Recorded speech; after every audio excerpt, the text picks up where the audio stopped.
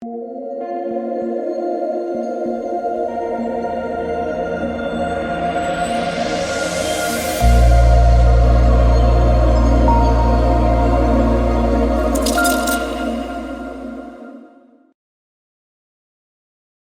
been a minute since I last uploaded a video, and I figured, hey, been having a lot of success with WNBA, both in DFS and in Prize Picks. I thought, why not? I'll make a video for tomorrow's 3-game WNBA DFS slate. We got $10,000 to first up top, and like I said, we'll be breaking down the 3-game slate in this video. The sponsor of the video, that would be Prize Picks. If you guys are not on Prize Picks, I would definitely highly recommend getting on Prize Picks. You can use the code DKDFS for a 100% match up to $100. It'll be linked down below.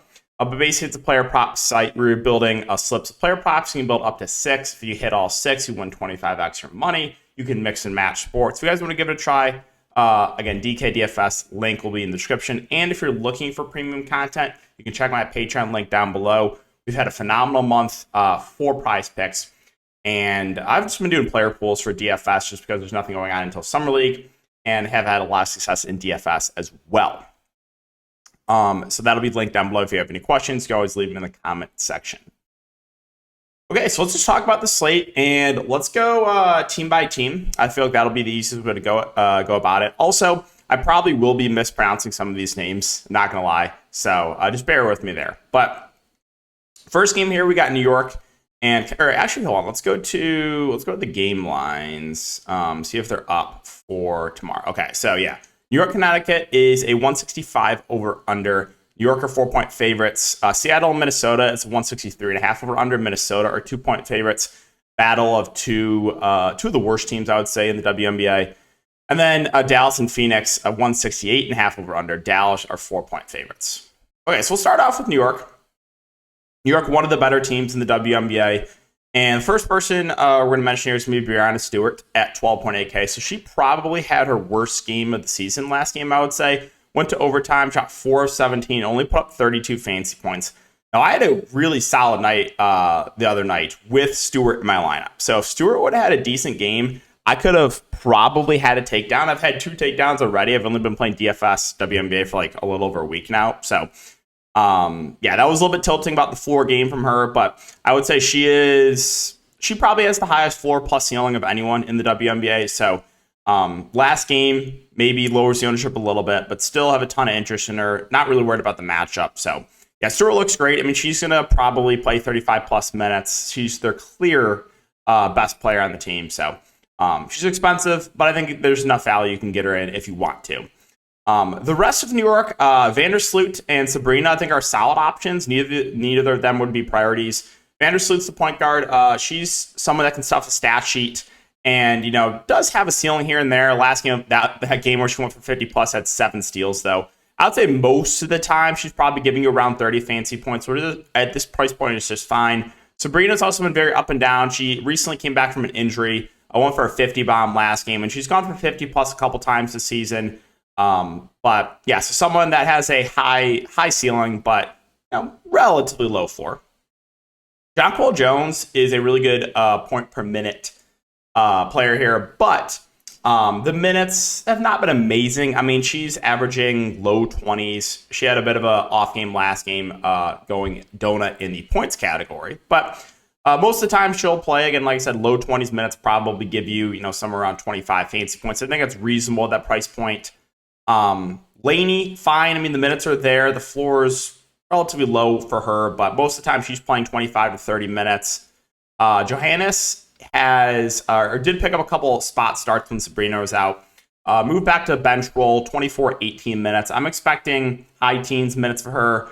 I think she's a reasonable value play. Forwards definitely have a much higher floor plus ceiling. I've been most of the time in my DFS lineup been jamming in, a lot of the top forwards and getting more value at guard. I think Johannes is someone you can look to, but again, don't expect huge minutes. Probably high teens for her. And then an interesting value play I think here is Kayla Thornton. So she played 24 minutes last game. You had Dolson is out for a couple weeks. She was also in the rotation. Now with her out, you saw that minutes bump for Kayla Thornton. So she's not someone with a really high ceiling. I don't expect huge minutes, But I think if we get, high teens minutes from her, she can give you 15 to 20 fantasy points. So definitely a value play that I'm interested in, but that would be about it for New York. Let's move on to Connecticut. So I've just been plugging and playing Alyssa Thomas basically every single slate, and it's worked out almost every single time except for this game against Minnesota, but I still cashed that night even with a floor game from her. No more Brianna Jones. She is out for the season, so Alyssa Thomas floor plus ceiling just goes up. Just someone that can give you a triple-double really any single night. Went for 14, 11, and 12 last game, and really barely played the fourth quarter because of the blowout. So I do like Alyssa Thomas a good amount. Not necessarily the best matchup here, but just someone that in a competitive game, I think she might play the entire game. This game should stay competitive. So you got two stars going up against each other with Alyssa Thomas, with Brianna Stewart. Should be a good matchup or should be a good game to watch, I should say. So with Brianna Jones out, the ceiling goes up on Wnba. Now, her peripheral stats haven't been great this season, but she is someone that, again, like the ceiling goes up when Brianna Jones is off the court, just because she becomes kind of the number 2 option. She went for 26 points last game. So I like the ceiling quite a bit here on Wnba. Tiffany Hayes, Allen, Eiderman, they're all fine options. I don't really have any super strong takes on these guards. I have played Carrington the last couple slates at no ownership. Literally, no one has played her. It's won me a good amount of money. And now the price dropped to 4.7K. So here's the thing with Carrington. She has benefited last couple games due to the blowouts, right? 2 games ago, Minnesota blowout. Last game at Chicago blowout. So I don't know if we continue to expect that type of run. But if she's playing well, I see no reason why she can't play 20-plus minutes. And she is someone that, is a relatively high-usage player. So when she's gonna be out there, she's going to come off the bench and chuck. She also can contribute with peripheral stats as well. So Carrington's another interesting value play, but I don't know if we continue to expect the performances we've been getting from her last couple games. And then Nelson Odoa has been kind of the backup big with Brianna Jones out. And she's, probably north of fantasy point per minute player. Again, has benefited the last couple games due to blowouts. I think on average, we're probably getting 10 to 12 minutes from her, which makes her a reasonable value, kind of in that same category of like Kayla Thornton, who we talked about a bit earlier. All right, Seattle, Minnesota, so 2 bottom feeder teams here. Now with Seattle, really outside of Lloyd and Easy, it's been kind of tough to trust this rotation. I feel like they go with the hot hand, so there's going to be a lot of playable options, but no one really outside of those 2 that I feel super confident in. Lloyd has high of a ceiling as anyone, to be honest. She has the highest usage rate in the WNBA. It's in the mid-30s usage. The floor is probably 25 to 30 if she's really struggling with a shot like she did there against Indiana. But the ceiling is 50 plus when she's getting it going. And in a competitive game, I expect her to play high 30s minutes. This game should stay close, right? It's like a 2-point spread, 4-point spread, 2-point spread. So I like the ceiling quite a bit on Lloyd. Easy. Should play mid-30s minutes. Again, north of a fantasy point per minute player. I think is a reasonable spend up. Probably won't get a ton of ownership. Has not always had the huge games of late, but she is someone that can go for 40-plus fantasy points. So I think she's a fine contrarian play. And then Ivana Jokic, I don't know how to pronounce her last name. She's someone I've been playing a decent amount recently. Last game only played 16 minutes. I don't really know what to make of it. It was a blowout. Before that, though, she'd been playing 30-plus minutes, or she had played 30-plus minutes the last 4 games. She's a rookie, and she's been playing better of late, so I would assume she goes back to kind of that 30-minute role. And if she does get around 30 minutes, she's going to be a good value here. But like I said, Seattle kind of will go with the hot hand. Forcing another rookie is doubtful, but it's not really opens up a ton just because they have so many players in this team. And like I said, they will go with the hot hand. Mercedes Russell's been starting the last 3 games. I think she's a fair value play, relatively safe. Not someone with a massive ceiling. 35, that was a bit of an outlier, but most of the time she's probably going to play mid-20s minutes and give you 15 to 20 fantasy points, which is at that price point, that's fine. So I think Russell is a fair value play. Kia Nurse minutes been ticking down. If she plays well, she can play around 30 minutes, but again, relatively score independent. Whitcomb was almost out of the rotation, then she had a good game last game. Holmes was kind of out of the rotation, then played 26 minutes last game. So this is what I'm talking about. There's a lot of viable options here for Seattle, but outside of Lloyd and Easy, I really don't trust the minutes. A lot of just tournament plays here for Seattle. For Minnesota, they're relatively shorthanded. Shepard's been out for a while. Now you got Tiffany Mitchell out. Powers has been out for a while. Diamond Miller might come back, but I don't know if she'll play full complement of minutes. Nafisa Collier, I think that's how you pronounce her last name. Could be wrong in that. She's been their best player by far this year. And there have been games where she's played close to the full game. She played 34 minutes last game, but it was a massive blowout. Yeah, I like her ceiling quite a bit. Like I said, this is two bad teams going up against each other. It should stay competitive. With Shepard out, her rebounding numbers do go up as well. So I like her quite a bit as a spend up. McBride's been disappointing of late. The minutes have not been great, but this team is pretty shorthanded at guard, especially if Diamond Miller can't play too, with Tiffany Mitchell out. Again, Mitchell is playing 25 to 30 minutes. So if Diamond Miller can't play, you should see big minutes from McBride, who does have a ceiling. I mean, she is someone that can go for 25 to 30. Was pretty consistent for early in the year. It's kind of been a little bit disappointing last couple games, but I think that will keep her ownership relatively low. Carlton's been starting. I expect her to start once again, probably play around 20 minutes. I think she's a reasonable value, pretty similar to like a Mercedes Russell, I would say. Probably give you 15, maybe 20 fancy points. I think she's solid. I want to keep an eye on the starting lineup, though. Dorka also been getting some starts. If she does pick up a start, I would say plays mid-20s minutes. A little bit of a higher ceiling, I will say. So, again, we'll keep an eye on the starting lineup there for Minnesota. You got Milic, I believe that's it, pronounce her last name. Minutes have been a little bit up and down, but about a fantasy point per minute player, only 4.3K. I think she's interesting. I think Rachel Banham is interesting at 4.2. Probably plays 15 to 20 minutes, maybe more if Diamond Miller's out. Lindsay Allen, I think, will be pretty popular at 4.1K, especially if she continues to start and get these solid minutes. We'll come off the bench, actually. Wait, hold on. I don't think she's started. That's what I want to say. I want to keep an eye on the starting lineup for Minnesota. Either way, even if she doesn't start, she's someone that has been producing lately. And, is relatively cheap, right? 4.1K for someone that's probably going to play 20-plus minutes definitely intrigues me. So, Minnesota, keep an eye on the Diamond Miller news. Also keep an eye on the starting lineup. And then Emily Inglester did play 17 minutes last game, but benefited because of the blowout. So, probably only sees about 10 minutes or so if the game stays competitive, which it should. And finally, Dallas and Phoenix. So Dallas, the benefit of targeting someone in Dallas is they run a very tight rotation. They're going to play their main players a ton. Sabali's been very disappointing last few games. She did get in massive foul trouble last game, but her peripheral stats have gone down a little bit with the return of McCowan. So I think Sabali is a fine contrarian play. I don't think anyone will play her after the last couple games.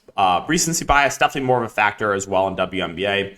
Enrique, he plays close to the entire game. I mean, averaging like high 30s minutes. She has a high ceiling, but also relatively low floor. Like, if she's really struggling with a shot, she can go for sub 20 fancy points. But if she's really getting it going like she did against Seattle here, she has 50 plus fancy point upside. So she's someone that I like for GPPs.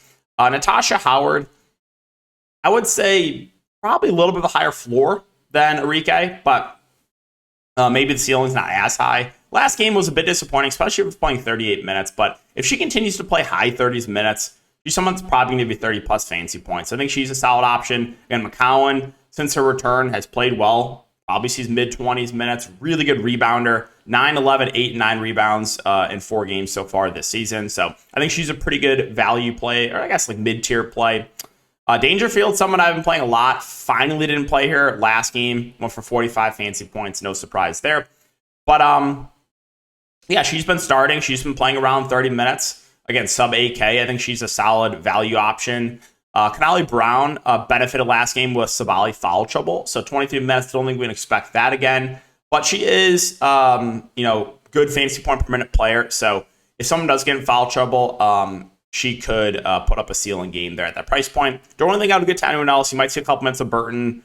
But again, they're mainly playing the main players a ton of minutes here. Like, Dallas running very tight rotation. And finally, Phoenix. Phoenix has dealt with a lot of injuries this year, and they're once again relatively shorthanded.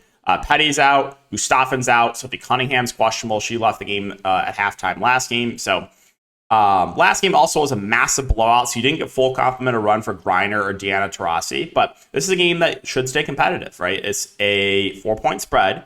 So Brittany Griner, 10.3K. We're getting a nice discount. Dallas plays fast. This is a good matchup. I like to see them quite a bit in Brittany Griner. The minutes are not amazing. Like, you're not going to get huge minutes for Griner and Taurasi, but if we get like low 30s minutes from both, I like both their price points. This is a nice bounce back. I like the bounce back spot here for both of the Phoenix stars, that being Taurasi and that being Brittany Griner. And 7.3K for Taurasi is just too cheap. I know she's been a little bit up and down. The minutes, again, weren't great. Again, she got injured this game, only played 19 minutes here, but most of the time she's going to play low 30s minutes. And at 7.3K against Dallas, I think she stands out as one of the best plays in the slate. So I really like Taurasi at the price point. Also, rookie, I believe she's rookie, Sug Sutton, emerging of late. She's another ball handler. Should play 30-plus minutes. I think she's reasonable. I think I'd rather go to Taurasi, though. Michaela has been playing, 25-ish minutes. I think kind of just indifferent on her. If Griner, for some reason, sees limited minutes again, she would benefit. Let's see. And then if Sophie Cunningham's out, I would assume you get Mariah Jefferson in the starting lineup. She started the second half last game. Someone's relatively score independent, but sub 5K would be a pretty good value play if Sophie Cunningham's out. If Cunningham's in, I think Cunningham herself is fine. Would most likely see around 30 minutes. Another relatively score independent player, though. Again, if Cunningham's out, I think Mariah Jefferson will be interesting. And this team's just shorthanded, right? So if Cunningham's out, you'd have starting lineup of Griner, Sutton, Michaela, Donna Taurasi, Mariah Jefferson with Turner off the bench. I think it would only be 8 players, right? Yeah, if Cunningham's out, right? 1, 2, 3, 4, 5, 6, 7, 8. And Sissoko and Sims really haven't been playing a ton. So that's why I said this is a nice buy low team on their star players, in my opinion, especially with this matchup. Again, this is also, I think, the highest over under. Yeah, 168.5 over under, 4-point spread. Should stay close. So I like a good amount of Phoenix here with especially at their salaries. But yeah, that'll wrap up the video. I will try to get a prize picks video up tomorrow as well. It's Taco Tuesday. Like I said, been on a hot streak. I've been giving free plays out on Twitter lots. Make sure to follow me on Twitter. The only issue with making YouTube videos for WNBA prize picks is most of the time they don't have the board up the night before, which is when I make my videos. But if they have it up early tomorrow, maybe I'll try to get one out. If not, I'll definitely have some free plays on Twitter, so make sure to follow me over there. But if you guys do enjoy the WNBA DFS content, let me know in the comment section down below. Like, subscribe, hit the notification bell.